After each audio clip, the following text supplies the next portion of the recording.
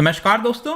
कल सरकार के द्वारा एक बड़ा डिसीजन लिया गया है जहां पर नेचुरल गैस का जो प्राइस है उसमें 62%, जी हां 62% का इजाफा किया गया है, बढ़ाया गया है। यहां पर आप देख सकते हो domestic natural gas price raised bye 62%। तो इसके हेडलाइन से आपको थोड़ी बहुत चीजें समझ में आ जानी चाहिए कि हम बात कर रहे हैं डोमेस्टिक नेचुरल गैस का जो प्रोडक्शन होता है। जैसे आपने अलग अलग बेसिन के बारे में सुना होगा, कृष्णा गोदावरी बेसिन हो गया, तो जहां जहां पर प्रोडक्शन होता है उसका प्राइस क्या होगा।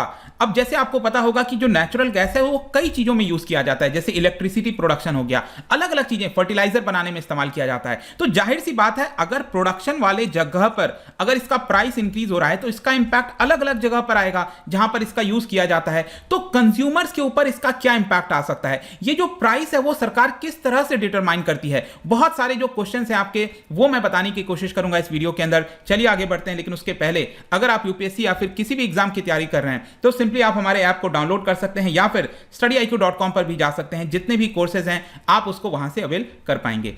चलिए देखते हैं एग्जैक्टली हो क्या रहा है यहां पर, हम क्यों इसकी चर्चा कर रहे हैं। कल थर्सडे की ही बात है, सरकार ने यह कहा कि जो नेचुरल गैस का प्राइस होता है वो हम 62% इंक्रीज कर देंगे। अब आपको याद होना चाहिए कि जो नेचुरल गैस है वो फर्टिलाइजर बनाने में इस्तेमाल किया जाएगा, यहां पर इलेक्ट्रिसिटी बनाने में इस्तेमाल किया जाता है। इनफैक्ट आपको पता है जो सीएनजी यूज किया जाता है ऑटोमोबाइल में वो भी आपका नेचुरल गैस से ही बन के आता है। तो जाहिर सी बात है कि ना कि इन सबके ऊपर भी तो इंपैक्ट देखने को मिलेगा। अभी अगर आप देखोगे लास्ट जो प्राइस था वो था आपका $1.79 metric million British thermal unit, basically इसको MMBTU कहते हैं, राइट। $1.79 था ये, जो कि 2014 से सबसे लोएस्ट था आप कह सकते हो। अब इसको बढ़ाकर आप देख पाएंगे यहां पर 2.9 MMBTU कर दिया गया है और यह लागू होगा 1 अक्टूबर से लेकर अगला जो 31 मार्च है वहां तक, 2022 तक। मतलब 6 महीने के लिए रिवीजन किया जाता है। तो अक्टूबर, नवंबर, दिसंबर, जनवरी, फरवरी, मार्च,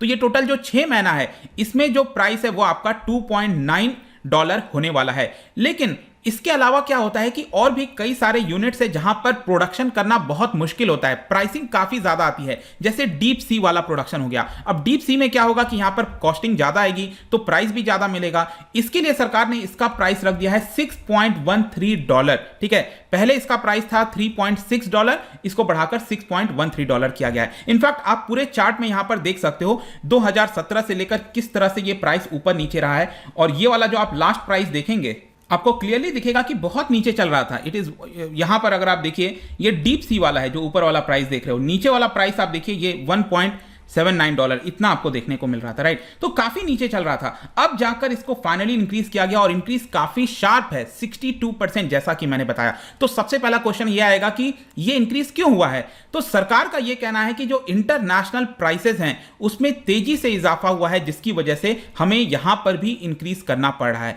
अब देखिए यहां पर सरकार का यह कहना था कि पिछले काफी समय से हमने इसमें इंक्रीज नहीं किया था और 2014 से ये अपने सबसे लोएस्ट स्तर पर था और इसी की वजह से कहीं ना कहीं इसको हमें इंक्रीज करना पड़ा। अब जाहिर सी बात है क्वेश्चन आएगा मन में कि ये इंक्रीज से फायदा किसको होगा। देखो ये इंक्रीज से बेसिकली फायदा जो है जो सरकारी कंपनीज होती हैं, oil and natural gas corporation ONGC के बारे में आपने सुना होगा, ऑयल इंडिया के लिमिटेड के बारे में आपने सुना होगा, इन सभी कंपनीज को फायदा मिलने वाला है इस पर्टिकुलर इंक्रीज से। क्योंकि होगा क्या कि ONGC जो भी प्रोड्यूस करेगी गैस को, पहले उनको कितना मिलता था $1.79 जैसे मैंने बताया, अब कितना मिलेगा $2.9 मिलेगा, राइट। सेम उसी प्रकार से ऑयल इंडिया को भी अब ज्यादा प्राइस मिलेगा जिसको भी वो गैस बेचेंगे।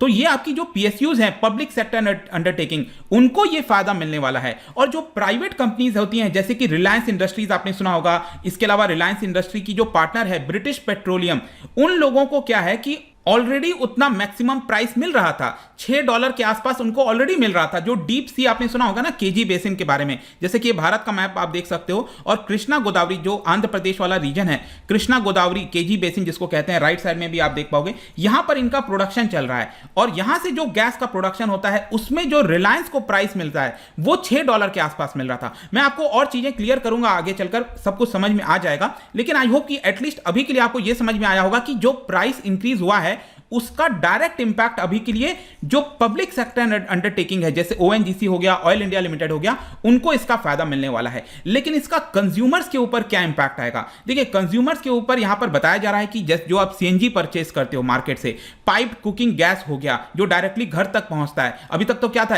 सिलेंडर चल रहा था, अभी भी चलता है सिलेंडर, लेकिन बहुत सारे घरों में अब डायरेक्टली पाइप के माध्यम से गैस पहुंचता है। तो वो वाले जो प्राइसेस है ना, उसमें 10 से 11% आप इंपैक्ट देख पाओगे आगे चलकर कि इसमें 10 से 11% का इंक्रीज होने वाला है। और आपने ये भी सुना होगा कि गैस के माध्यम से यहां पर इलेक्ट्रिसिटी भी प्रोड्यूस की जाती है, लेकिन वो वाला जो इलेक्ट्रिसिटी है ना, बहुत कम उसका आपको शेयर देखने को मिलेगा। ज्यादातर कोयला हो गया, हाइड्रो इलेक्ट्रिक हो गया, इस तरह से चल रहा है, राइट। जो गैस के माध्यम से इलेक्ट्रिसिटी प्रोड्यूस होती है उसका शेयर बहुत कम है। तो मे भी हो सकता है कि इलेक्ट्रिसिटी के ऊपर कोई ऐसा प्राइस इंक्रीज आपको देखने को ना मिले। जहां तक फर्टिलाइजर की बात है, तो फर्टिलाइजर में भी बड़ी मात्रा यूज की जाती है नेचुरल गैस की, लेकिन आपको पता है कि सरकार सब्सिडी प्रोवाइड करती है फर्टिलाइजर पे। तो फर्टिलाइजर जो खरीदा जाता है किसानों के द्वारा, उसके ऊपर भी आपको इंपैक्ट नहीं मिलेगा, क्योंकि जो भी एक्स्ट्रा बर्डन होगा वो सरकार को उठाना होगा बिकॉज ऑफ सब्सिडीज। अब यहां पर क्वेश्चन आता है कि ये जो कंपनीज हैं जैसे ओएनजीसी हो गया, इनके ऊपर क्या इंपैक्ट आने वाला है। जाहिर सी बात है, मैंने आपको बताया कि पहले इनको कम प्राइस मिलता था, $1.79 मिलता था, और पिछले काफी समय से ये जो पब्लिक सेक्टर अंडरटेकिंग्स हैं वो बार बार कह रही थी सरकार को कि अगर आप प्राइस इंक्रीज नहीं करोगे तो हम लॉस में चले जाएंगे। और बार बार उनका यही कहना था कि आप इसको प्राइस इंक्रीज करिए, क्योंकि सरकार कंट्रोल करती है, ये जो पीएसयूज होते हैं उनके प्राइसेस को सरकार कंट्रोल करती है। तो अभी तक उनको $1.79 मिल रहा था, और अब यहां पर $2.9 जैसा मैंने बताया वो मिलेगा। अब देखिए होता क्या है कि $1 अगर इंक्रीज होता है इन कंपनियों के लिए, अगर $1 का इंक्रीज होता है तो इसकी वजह से 5200 करोड़ का एक्स्ट्रा रेवेन्यू होता है। तो अब यहां पर क्या हुआ है, $1.79 से $2.9 हो गया, तो $1.1 का इंक्रीज हुआ है। तो आप करीब कह सकते हैं 5500 करोड़ का यहां पर इनको एक्स्ट्रा रेवेन्यू मिलने वाला है ओएनजीसी जैसी कंपनीज को। और अगर हम इसमें से टैक्सेस वगैरह आप हटा दो, तो जो एबिटिडा होता है, earnings before interest, tax, dividend, इस तरह की जो चीजें होती हैं, ये अगर आप देखोगे तो 3200 से 33 करोड़ का फायदा होता है हर $1 इंक्रीज होने से। तो अल्टीमेटली इन कंपनीज को फायदा होगा। और ये लोग बार बार यही कह रहे थे कि देखिए प्राइवेट कंपनीज ऑलरेडी इतना चार्ज करती हैं, यहां पर सरकार हमारे ऊपर रेस्ट्रिक्शंस लगा रखी है कि आप इससे ज्यादा प्राइस नहीं कर सकते। तो कहीं ना कहीं इससे जो कंपनी का लॉस है वो होता है, और इसी की वजह से कहीं ना कहीं सरकार ने डिसाइड किया कि हम इसमें 62% का इंक्रीज करेंगे। अब क्वेश्चन आता है कि ये डिटरमाइन कैसे किया जाता है। देखिए, ओएनजीसी और इस तरह की कंपनीज के लिए तो सरकार फिक्स कर देती है, लेकिन जो बाकी की कंपनीज हैं, जो प्राइवेट कंपनीज हो गई, जैसे कि रिलायंस हो गया, बीपी हो गया, उसका अगर आप देखोगे तो सरकार कहती है कि आप एक पर्टिकुलर प्राइस से ज्यादा नहीं ले सकते, जैसे कि $6.13, ये अभी के लिए कैपिंग है, इससे ज्यादा तो ले ही नहीं सकते, चाहे प्राइवेट कंपनी हो कोई भी हो। तो प्राइवेट कंपनी को यह बोला जाता है कि आपको प्राइस डिस्कवरी करनी है। मतलब कि सपोज रिलायंस और बीपी ये लोग क्या करेंगे, ये लोग मार्केट में जाएंगे और अपने गैस को बेचने की कोशिश करेंगे, और जब वो लोग गैस बेचेंगे तब डिमांड आएगा कि हाँ हम आपसे गैस खरीदना चाहते हैं, तो बोली लगेगी। तो इस हिसाब से अभी देखने को मिला कि केजी बेसिन से जो गैस प्रोड्यूस हो रहा है उसमें रिलायंस को $6 का यहां पर प्राइस मिल रहा है, $6 मिल रहा है। और सरकार ने क्या कहा था कि आप $6.13 से ज्यादा नहीं ले सकते हो। तो ये मैक्सिमम प्राइस है। अगर रिलायंस को कोई $6.5 देने के लिए रेडी भी हो जाता तो रिलायंस उसको नहीं ले सकता था, क्योंकि सरकार ने यहां पर कैपिंग लगा रखी थी। लेकिन हाँ, उससे कम जा सकता है। इट डिपेंड्स कि मार्केट में यूजर्स कितना देने के लिए रेडी हैं, कितना प्राइस देने के लिए रेडी हैं। और क्वेश्चन ये भी आता है कि सरकार ये मैक्सिमम प्राइस कैसे तय करती है, $6.13 ये कैसे तय हुआ। बेसिकली सरकार ये देखती है कि जो सरप्लस नेशन होते हैं, जो नेचुरल गैस प्रोड्यूस करते हैं, जैसे यूएस हो गया, कनाडा हो गया, रशिया, उनका क्या प्राइस चल रहा है, और उसके हिसाब से वहां पर कुछ अर्थमेटिकल फॉर्मूला लगा के ये जो कैप है वो डिसाइड किया जाता है। तो इस तरह से चीजें चला करती हैं कि प्राइवेट के लिए थोड़ा सा अलग ढंग से चलता है, और जो पीएसयूज हैं, जो कंपनीज हैं, उसके लिए सरकार कुछ चीजें फिक्स कर देती है कि आप इतना नहीं ले सकते। तो अब ओएनजीसी जैसे कंपनीज को यहां पर फायदा होगा इससे। तो ये सारी चीजें आई होप कि आपको मैंने बता दिया है, लेकिन कुछ और आंकड़ा मैं यहां पर आपको दे देता हूं। जैसे कि जो भी गैस का कंजम्पशन होता है उसमें, जैसे आप देख पाओगे सिटी गैस डिस्ट्रीब्यूशन, जो शहर के अंदर जो गैस का डिस्ट्रीब्यूशन होता है, उसमें आप देख सकते हैं कि 14.36 डोमेस्टिक वाला और इंपोर्ट वाला, मतलब टोटल मिलाकर आप कह सकते हैं कि 25% गैस का जो कंजम्पशन है वो सिटी गैस डिस्ट्रीब्यूशन में होता है। फर्टिलाइजर में अगर आप देखिए तो 41% का, मतलब कि सबसे ज्यादा अगर यहां पर कंजम्पशन होता है नेचुरल गैस का तो वो फर्टिलाइजर बनाने वाली कंपनीज करती हैं। उसके बाद पावर प्रोडक्शन वाले भी आप देख सकते हो, अदर्स, ये सारी चीजें आपको यहां पर देखने को मिलेंगी।